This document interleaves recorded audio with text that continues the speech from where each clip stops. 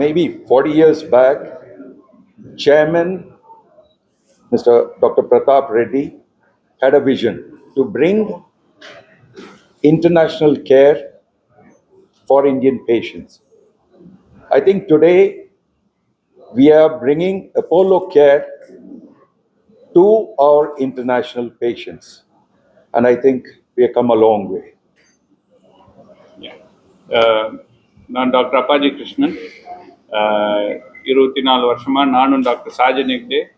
இவர் 1994 Apollo hospital join பண்ணார். நான் 2002 ஜாயின் பண்ணேன்.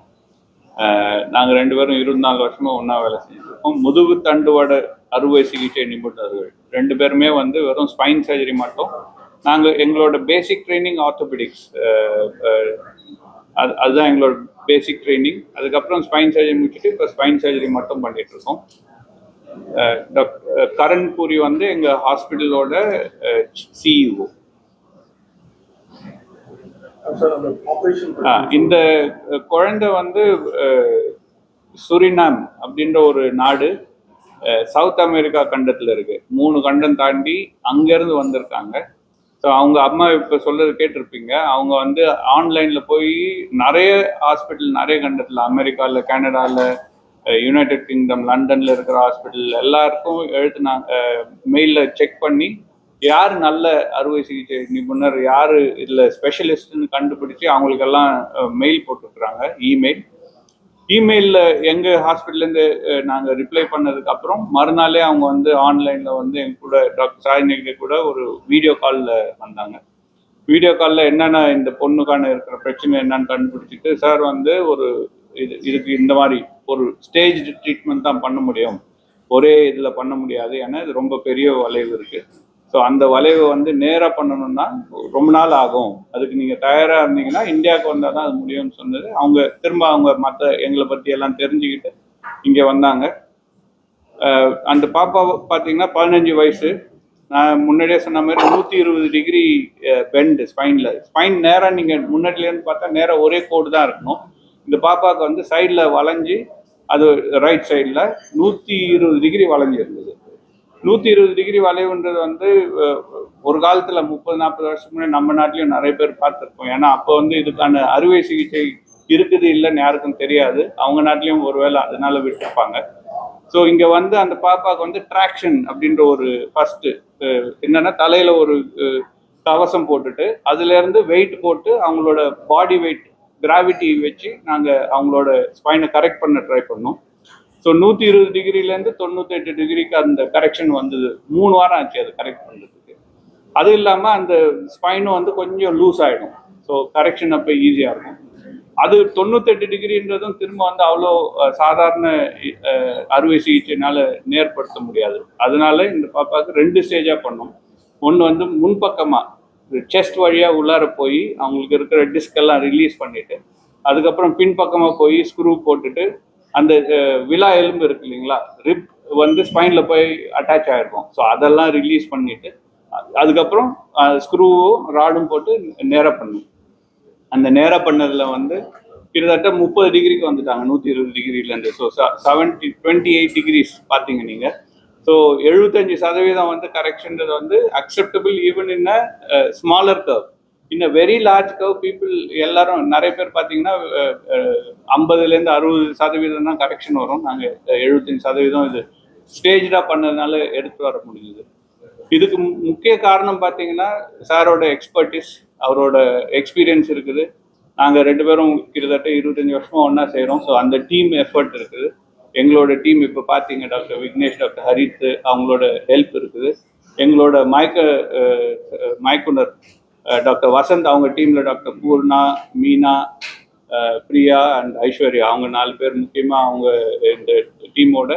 அப்புறம் ஹாஸ்பிட்டல் சப்போர்ட். நீங்கள் பார்த்தீங்கன்னா இந்த பொண்ணுக்கு எவ்வளோ தேவைப்படும் ப்ரோட்டீன், ஏன்னா இவ்வளோ பெரிய சர்ஜரி பண்ணால் ப்ரோட்டீன் லாஸ் இருக்கும். 2வது பிளட் ப்ராடக்ட்ஸ் உடனடியாக கிடைக்கணும்.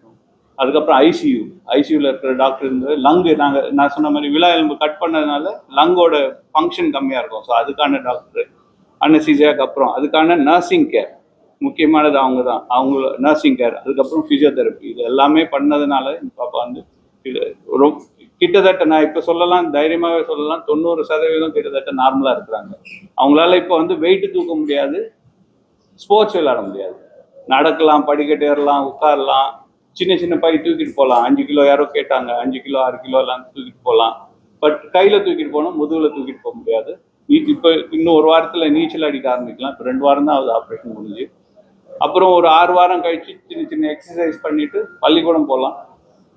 3 மாதம் கழிச்சு அதுக்கப்புறம் சின்ன சின்ன ஸ்போர்ட்ஸ், அதாவது கான்டாக்ட் ஸ்போர்ட்ஸ் இல்லாமல் அவங்க இண்டிவிஜுவலாக ஸ்போர்ட்ஸ் விளையாடுறது எது வேணாலும் பண்ணலாம்.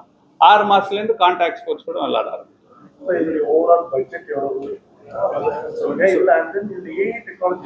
இந்த இந்த குழந்தைக்கு வந்து இது ரொம்ப லாங் சர்ஜரின்றதுனால பட்ஜெட் அதிகம். ஸோ இதை நீங்கள் வந்து சாதாரண ஒரு இதுக்கு கம்பேர் பண்ணக்கூடாது. இது கம்பேரிசன் பார்த்தீங்கன்னா ஒரு சாதாரண சர்ஜரி இந்த மாதிரி வளைவு 60 டிகிரி இருக்குதுன்னா 8 to 10 லட்ச ரூபா தான் ஆகும். எங்கே போனாலும் அவ்வளோதான் காசு ஆகும். இந்த பாப்பாவுக்கு நான் சொன்ன மாதிரி 16-17 லட்ச ரூபா ஆனதுக்கு காரணம் வந்து 3 வாரம் அட்மிட் ஆயிருந்தாங்க, அந்த ட்ராக்ஷன் போட வேண்டியது இருந்தது. ஆமாம் ஆமாம், 16 to 17 lakhs total budget for the surgery. அது இல்லாமல் மற்ற இதெல்லாம் இருக்குது, அது வந்திருக்கும். பட் சின்ன காவுக்கெல்லாம் இப்போ இந்தியன் பேஷண்ட் போன வாரம் கூட ஒரு பையனுக்கு ஆப்ரேட் பண்ணோம். அதெல்லாம் 8 to 10 லட்சம். ஒரு நாள் 2 நாள் தான் ஹாஸ்பிட்டல். இந்த பாப்பாவுக்கு வந்து 3 வாரம் ஃபர்ஸ்ட்டு, அதுக்கப்புறம் ஒரு வாரம் அது ஹாஸ்பிட்டல் இருந்ததுனால அதிக காசு இருக்கு. வேற என்ன கேட்டீங்க? ட்ரீட்மெண்ட் அதான் ஃபர்ஸ்ட் 3 வாரம் வந்து அந்த ட்ராக்ஷன் போட்டிருந்தோம். ஸோ ட்ராக்ஷன் போட்டிருந்தோம் ஹாஸ்பிட்டலில் தான் இருக்கணும். ஏன்னா அந்த ட்ராக்ஷன் நாங்கள் வெயிட் ஏற்றிக்கிட்டே போவோம் வாரம். ஃபர்ஸ்ட் 5 கிலோவில் ஆரம்பிச்சு 12-13 கிலோ வரலாம் அதிகப்படுத்தணும். அப்போ தான் அந்த கொஞ்சம் கொஞ்சமாக தான் உடனடியாக போட்டால் உள்ளார ஸ்பைனல் அந்த வெர்டிபிராக்குள்ளார ஸ்பைனல் கார்டு இருக்குது.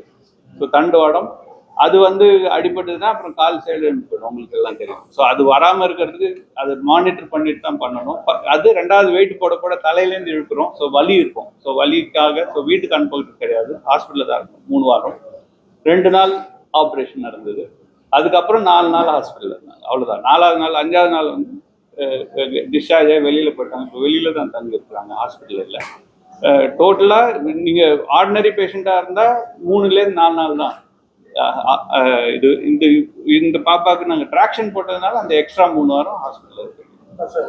இப்போ இவங்க வந்து நிறைய ஹாஸ்பிட்டல் போயிருக்காங்க, நிறைய கண்ட்ரிஸ் போயிருக்காங்க, நிறைய டாக்டர்ஸ் கூட பேசியிருக்காங்க. ஸோ அவங்க வந்து அப்பல்லோவோ கடைசி ஐடென்டிஃபை பண்ணியிருக்காங்க, இதுதான் பண்ணணும் அப்படின்னு.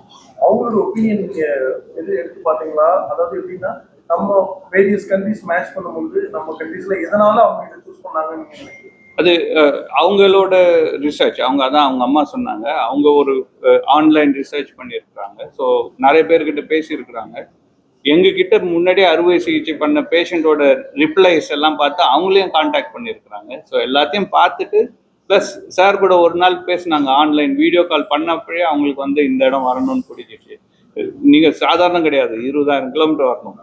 ஏன்னா அது பக்கத்துல யூஎஸ்ஏ இருக்குது. ஒரு 1000 கிலோமீட்டர் தாண்டி போயிருந்தாங்கன்னா யூஎஸ் போயிருக்கலாம். அது இன்னொரு 1000 கிலோமீட்டர் தாண்டி போயிருந்தாங்கன்னா கனடா போயிருக்கலாம். 2000 கிலோமீட்டர்ல அங்கே போயிருக்கலாம். இல்லை கீழ்ப்பக்கம் ஆஸ்திரேலியா இருக்குது, அவங்களுக்கு இந்த பக்கத்துலேயே ஆஸ்திரேலியா இருக்குது, எங்கே வேணாலும் போயிருக்கலாம். பட் இங்கே அவங்க சூஸ் பண்ணது, அதான் அவங்க சொன்னது, அவங்களுக்கு உள்ளுணர்வு இருந்தது, இங்கே போனால் என் பொண்ணு நல்லா ஆகிடும் சொல்லிட்டு அதனால வந்தேன்னு சொன்னாங்க. இன்னொரு கேள்வி கேட்டீங்க, ஏஐ ரோபோட்.